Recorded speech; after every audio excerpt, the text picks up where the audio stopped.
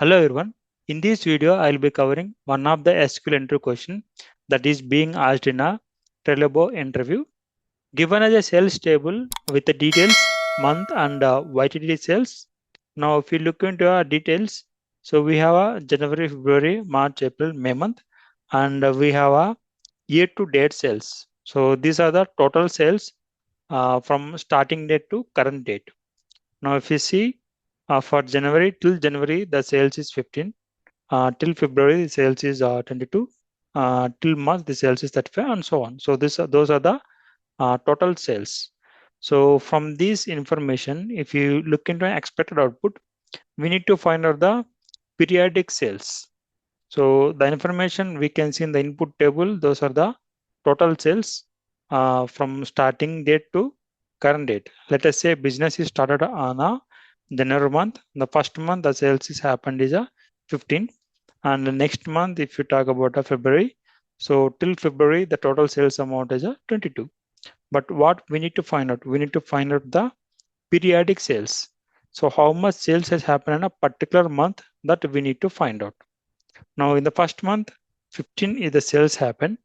And if you come to the next record, February 22, 22 is the sales, which means this is the total sales. Out of this total sales, how much particular sales has happened on the February month that we need to find out.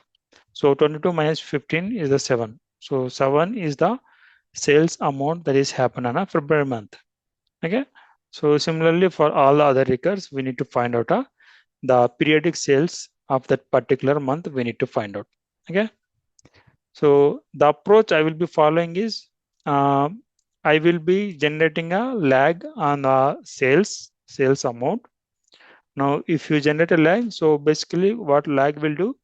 So this is the column, sales column with the details 15, 22, 35. Those are the total sales amount.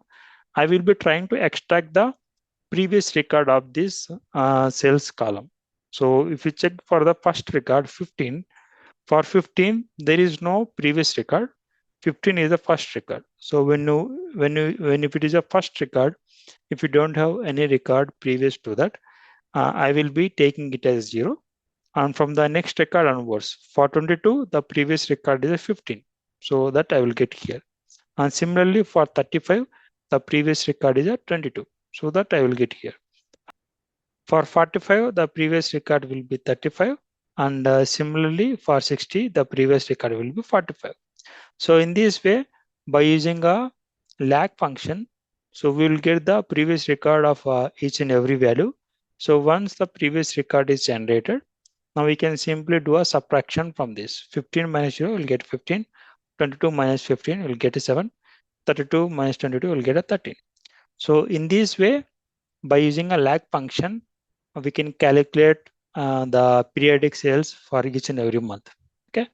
So let's see this practically by using SSMS. We have a sales table available here with the details, month, YTD sales, and we also have a month number. So January is the first month, so we'll be having a month number 1. February is the second month, so we'll be having a month number 2, and so on. For all the months, we'll be having a month number as well. So this month number we basically use to sort the result set based on ascending or descending order. Now let's see how we can use a lag function on top of this and how we can able to find out the periodic sales. So to start with, I will be using here lag function. So I will be performing a lag on a YTD sales column to get the previous record. Okay. So this is a lag we are using and based on a month number.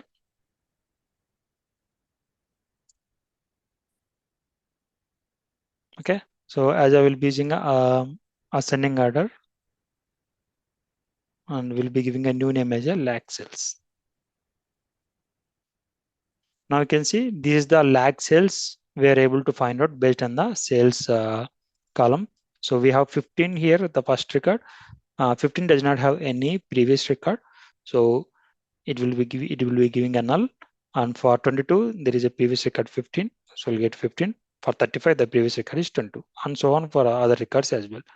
So by using this lag function and based on the month number, So it has given the lag sales. So we have given the lag of sales amount. So based on this, it is given the previous record. Now I just want to replace this nulls with maybe 0. So to do that, we can give lag. So if I want to get the immediate previous record of this, so I'll be giving a lag sales column comma 1, and then I want to replace a 0 with the null with a 0.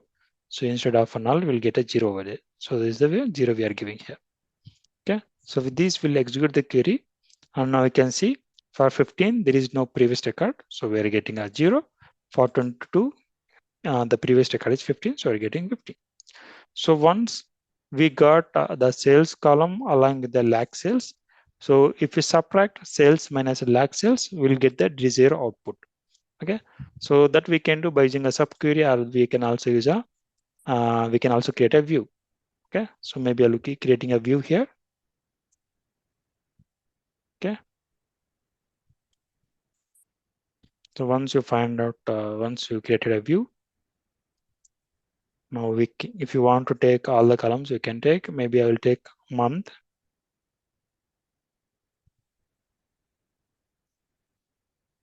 Along with this, I will be taking a periodic sales. So that will be like a sales minus lag sales.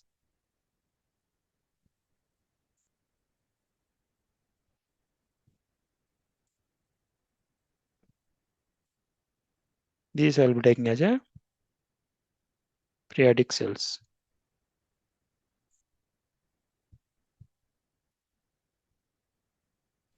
Okay, let's execute this. Now we got a desired output. Now you can see in January month, the sales happened is a 15. And next in the February month, the sales happened is 7. So 15 plus 7, total is 22.